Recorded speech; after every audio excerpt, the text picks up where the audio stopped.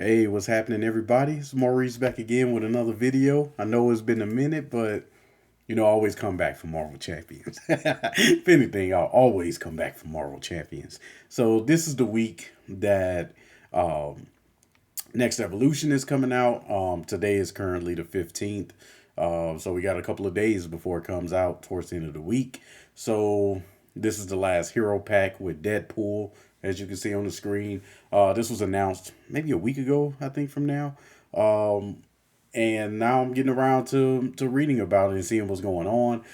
It's been a nice break from Marvel Champions, so it's nice to get back into it and get some excitement back. Because I really haven't been playing it all that much, but now that we have a new hero, I think he was always going to be expected at some point, especially with the announcement of X Force. We finally have Deadpool. I would imagine he's probably coming out towards probably February of next year if I had to take a guess. But let's go ahead and dive into it. So we got my man with the 200, 200, 100. And I like the fourth wall breaks across this whole thing. Like, I just think it's super cool and very fitting of the character, right? So we got Deadpool with a 221. Deadpool core, X Force. I wonder if they're going to do anything with that Deadpool core.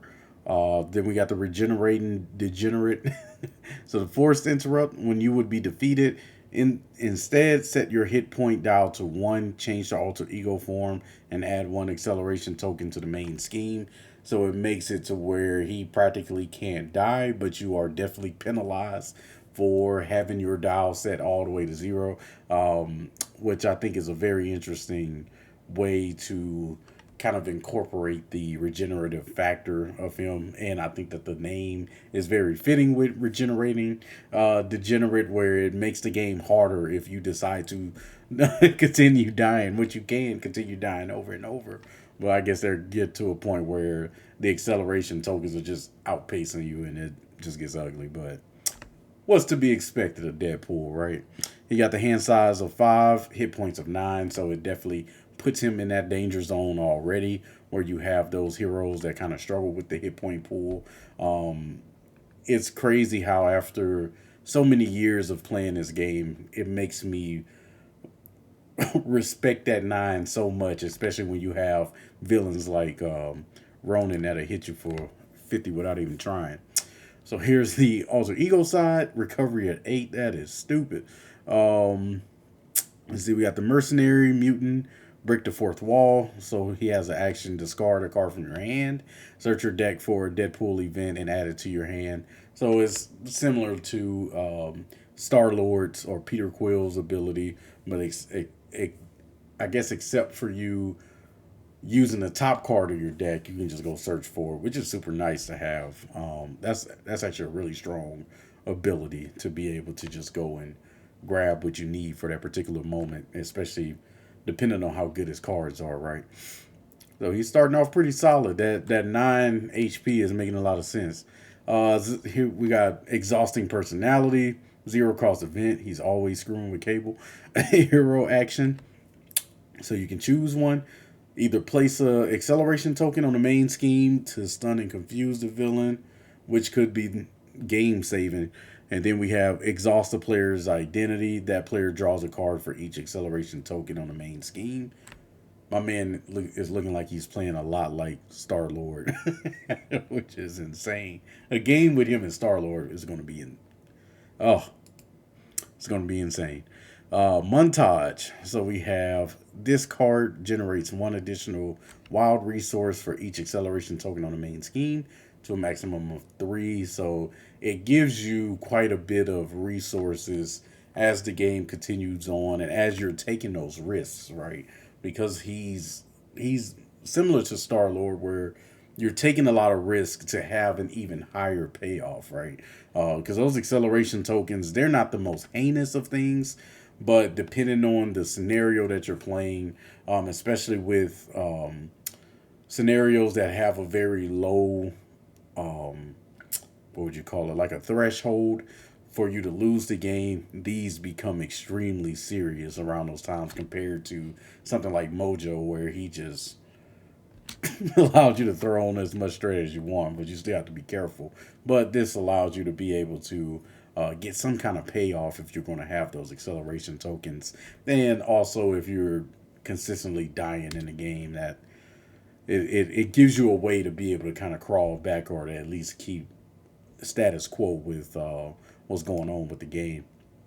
So he has Cable as his signature ally. It's a 3 cost ally, 1 thwart to attack, both with consequential damage, 3 hit points. So this is roughly run of the mill. So Cable gets +1 thwart and attack for each acceleration token on the main scheme, to a maximum of 3 and 3. I think that once again his kit, if it continues like this, scales well with the acceleration tokens. As long as you can keep them under control, at least the threat of the main scheme, then he's going to scale extremely well in this game. Both him and Cable, right? That's pretty solid. It ain't over. So we got attached to the main scheme. Increase the target threat value of attached scheme by 2 for each acceleration token on it. Beautiful. So this is something that, once again, is kind of that mitigator of the acceleration token. So this is something that you want to throw on, especially like, I don't know how Deadpool beats Crossbones, but I think that this would be a really good card for that scenario for sure. Especially with those low uh, thresholds that Crossbones have. But I think that this, once again, if you got one of those villains that takes a minute to allow their schemes to pop, then this is a nice little ace in the hole for that. Maximum effort. So hero action attack. Take any amount of damage up to your remaining hit points. Deal an equal amount. That's actually that's actually insane. This will be really good for like a rush deck, if you're playing solo. Um, wow, that's ridiculous. Because you're going to be set back to 1 anyway. So wow, and I like that it's similar to what's his name, Captain America's Fearless Determination. That's kind of dope. I like that.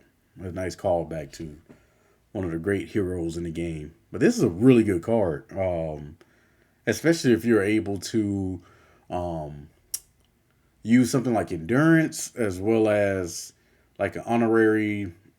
I don't know. I can't remember what the X Force one is. But if you have that, and if you're playing with somebody like that's an Avenger or something like that, that can give them another hit point. The different campaign cards that give you hit points, like this can this can delete villains.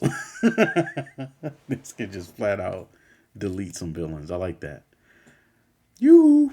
And so we got a one cost thwarting event. So take any amount of damage up to your remaining hit points. Remove an equal amount. Like yeah, the same thing. That oh man, yeah, he can be a whole menace in this game, both for the heroes and the villains. That's crazy. I like it. That's same thoughts as I had before. Really good card. 3 costs. Ooh, I like the art on this. This card is fire. After your turn ends, if this card is in your hand, take a damage. Hero action, deal X damage to an enemy. X is the amount of damage you have sustained. So it's a nice card that you can keep over time, and just like, uh, yeah, just like the previous cards, this is a card that can allow you to really build up some decent amount of damage to be able to push out. That can do a lot of damage depending on the timing that you have of that card, right? Oh, what's the resource? It's a physical, so this will work really good in aggression. I like that. Arm to the teeth, so it's a 2 cost upgrade. Response after you play Arm to the Teeth, search your collection for 1 weapon upgrade from any aspect and attach it face down here. Search your collection. So this is the first time. Okay, I like that. Action, exhaust Arm to the Teeth, swap the card attached here with the weapon upgrade you control. I like that. That's super cool. That opens up so much. Oh, that opens up so much. I like that. I like that. We got Deadpool's Katana, 2 cost upgrade. It's a restricted, of course. Exhaust. Deadpool's katana and take a damage. Deal 2 damage to an enemy. This attack gains piercing. Yeah, I like the theme that they're using with um not it's not to say that you don't care about your health pool, but it's kind of a resource within itself where you have that opportunity to continue taking damage or using the damage that you've sustained to be able to do something spectacular. So I'm here for it, man. I think that this is a cool way to use your health, and I think that they've had plenty of practice down the line with other heroes in the game to kind of lead up to what Deadpool is now. I think that they've done a good job with it. I'm here for it. So we got Dogpool. Oh, cool thing about this, I like that it's another aspect. I didn't read the article all the way through, so I don't know if this will be specific to Deadpool or if we're going to continue to see more aspects. Because I wonder if the name of it will be Pool or if there's going to be other heroes that will have um, their own name to this particular aspect that fits them, that kind of make this a mixed bag of things. But I'm excited to see where they go with it. I think that this is a really good opportunity to continue to expand the game because with we know that Lord of the Rings has been around for a while within the LCG community. I think that game is coming up on what 12 years that it's been out. We got Arkham Horror that's been out since what 2015 ish, 2016 maybe. And then Marvel Champions in 2018. So there's a lot of 2019. So there's a lot that Fantasy Flight is dealing with when it comes to continuously expanding these games, and I think that this is an amazing way to continue expanding on Marvel Champions because it allows you to be able to now that you have a new aspect, you're able to expand on that while still putting things into the original four, right? This is a way to keep the game continuously alive by bringing out these new aspects that will ultimately alter how you play the previous heroes, right? You always want to find new ways to implement the old stuff into this new meta of the game. So we're here for it. We are here for it. Back to the cards. So we got Dogpool. He's a 0 and 1, no consequence, which is nice. 3 costs. Retaliate 1 in toughness. When defeated, deal 1 damage to an enemy. But the longer he stays up there, that acceleration token is there. So he works well with Deadpool for sure. But I like the idea of this card. Headpool. So we got 3 costs. That's hilarious. 2 thwart, 1 attack. Once again, no consequential. After Headpool attacks and damages a minion, that minion attacks another enemy of your choice. That's super nice for those either super heavy minion scenarios or scenarios with nasty minions. This is a really good one to have. It sucks that you got to deal with this bonus icon, which sucks, but you know, when it comes to Deadpool, is nothing. So you'll be all right. And he only has 1 HP, so he can block that attack if need be. But that's actually a really cool card. I like this one. Barely a scratch. The Monty Python reference. We're here for it. 0 cost event. It's a defense event. Hero interrupt. When you would take any amount of damage from an attack, prevent 1 of that damage for each of one of these icons in play. Just super nice. Especially if this works extremely well with Deadpool. But any event that you want to get kind of crazy with it and have all this stuff that's out there, that'll work. And I'm pretty sure that there will be more of the player side schemes that's probably going to have these icons on it, where you're kind of increasing the tempo of the villain momentarily until you're able to kind of get up there and just run through the villain or squeak out a win. I think that's a nice way to. It's a nice little risky move to up your tempo exponentially by putting yourself behind a little bit. So we got the 1 cost event. I got this. Hero action. If the following icons are on one or more cards in play, the following icons are on one or more cards in play. Oh, then it allows you to do this. So you can do each of these once as long as they're out there, right? So, dang, that's not bad. That's not bad. I like that. That could be a lot for one cost. Of course, you're already paying for it, but um, if these things are out there, but this could be one of those things. Like I said, it just catapult you into a better spot. Yeah, that'd be insane. Live danger, just as I was saying with the player side scheme, zero cost. You get a little bit of everything. So if you have this and I got this in hand, goodness gracious, it gets bad. Each identity gets a +2 hand size, and I mean you can just leave it out there if you can handle it, because that +2 hand size is super nice. Ooh, that's super nice. Yeah, him and Star Lord is going to. Those two are going to wreck some games, man, in a good way and in a bad way. Man, that's going to be insane. So it's essentially uppercut backwards cut upper. Oh, and it's the uppercut. I like it. Hero action. So it's deal 5 damage to an enemy, stun that enemy. Okay, one per deck. That's not bad for a 3 for 5 and a stun. We're here for it. We got get ragey. Instead of get ready, action ready and ally. The ally gets +1 attack until the end of the phase. Yeah, that'll work really well with the allies that's in this deck already. That's gonna be a good one. Oh, that's gonna be a good one. Not my responsibility. It's an interrupt. When an amount of threat will be placed on the scheme, you or your ally take it as damage instead. That's not bad. Not my responsibility. That's funny. Oof. I like I like what I'm seeing from this style. Healing factor, max one per player. After the player phase begins, exhaust healing factor, heal 2 damage from your identity. That's a good one. And that plays well with Deadpool because of his ability to um, use his health as a resource. So essentially, you're just giving yourself more resources to do things. Like it. Get good. Reduce the cost to play Get Good by 2 if you did not win your previous game of Marvel Champions. I respect it. When a player would be defeated, they set their hit point dial to 1 and change to alter ego form instead. Remove this card from the game.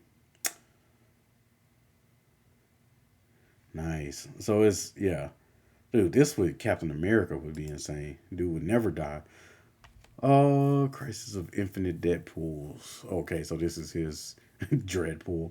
Reveal the set aside Dreadpool minion and Dreadful Deeds side scheme. Shuffle the rest to the set aside Dreadpool encounter set into the encounter deck. Remove this card from the game. Ooh, that can.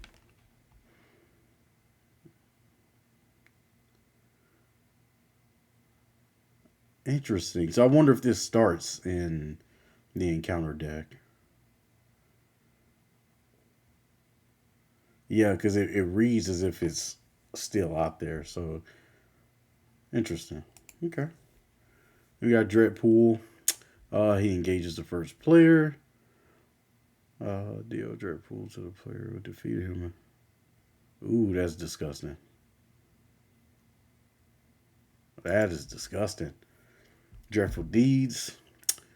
Place 2 threat here for each player who controls one or more pool cards. Okay, that's fair. That's fair. Anti-regeneration ray attached to Dreadpool, otherwise attached to the villain. When attached character attacks a non-villain character, treat the attacked character's text box if it were blank. Yeah, that could be some problems. Yep, that'll give you some problems. Then we got poolized. Treat attached ally as a pool minion with the blank text. Attached minion scheme is equal to its printed thwart, and it does not take consequential damage. When revealed, attach to the ally with the highest cost without pool odds attached. Otherwise, this card gains surge. Ooh, that's a tough one. Okay. Treat attached ally. Oh, so it turns. Yeah, okay. It turns into a minion. Okay. Yeah, I think they're on the right track. This X Force box, as far as what we've seen from this whole um, cycle, I think they're doing the right things to try to keep Marvel Champions alive. I think what they're doing are taking risks with the designs. They're taking things that we see and kind of flipping them on their heads. So looking at like the player side schemes, giving us an opportunity to increase our tempo by kind of giving the villain some tempo to an extent. Because even though there are some of the player side schemes that you throw out there that does nothing until it's defeated, that's still some thwart that you have to remove. That's not going towards like the main scheme or not going towards other side schemes. Or there may be some of the player side schemes that have hazard and crisis icons on them that could cause you some problems. But if you get rid of them, the payoff is better than what those what those icons are doing to you in the game, right? So I think that, or at least there's a chance for it. So I think that, and providing a new aspect, I think that this is a way to keep the game vibrant and alive, especially if they are going to do what they did this year and just have kind of that 6 month gap in between cycles. I think that this gives you an opportunity to allow for more combinations and permutations of the way that you play these heroes to extend the life of it. So I love what they're doing with this particular cycle. I think that this X Force cycle has a really good chance of being one of the best cycles that have come out. I think from what I've seen from people in the community, it looked like the X-Men may have been a little lackluster for whatever reason. I thoroughly enjoyed it. I thought that the villains were really good in Mutant Genesis. I think Mojo, you can argue that his scenario pack is the best one. It's still kind of tough to overcome Green Goblin, but I think that he's up there with Green Goblin, in my opinion. But and I think that the different X Men were super cool. They were very different. They really didn't feel like anybody else. They all were extremely unique. So I think that it was kind of a mixed bag with how people or the reception of the X Men. I think the X Force will have a better reception. I think that the heroes are just a little bit more unique and maybe a little bit more tuned towards deck building, where you really feel like you can plan out decks that are going to have these ridiculous outcomes. Like you can literally read through Cable and just imagine the ridiculous combos he can pull off both through through justice and aggression. And you can see with Deadpool with this new aspect, it's going to be bananas. So I'm excited for this. I'm excited for this. I think that this is going to be really good for the game, and if it's received well, then I think we can see more of this. Right? I don't know what they plan on doing after X Force. If it's going to be more X Men X Force, where we go into like an apocalypse set. We'll see when the campaign drops this Friday. I think that we'll see how it goes. You know, there will be a lot of speculation for it, and I'll drop a video maybe a week after that. You know, just kind of going over my experience of playing through the different villains. I don't really care all that much for campaign, but just to kind of talk to y'all about how I felt about these different villains, how Cable and Domino feels, and what aspects they just seem to be doing really good in. So, yeah, thank y'all for joining me for Deadpool. I think that he's going to be amazing. He's at the very least he's going to be extremely fun to play. He's just going to present so many unique situations that the game haven't seen yet that I think will be super fun whenever he gets released. I love that they have a new aspect because I think that that's how you extend the game. And this aspect is a very risk heavy, but super heavy rewards if you can get the RNG to to play for your favors, and yeah, we'll go from there. But once again, this is Maurice coming through with another video. Let me know how y'all feel about Deadpool. Do you think that he's going to be an amazing character? Is he going to be somebody that's going to frustrate your table? Let me know. And until next time, y'all take it easy.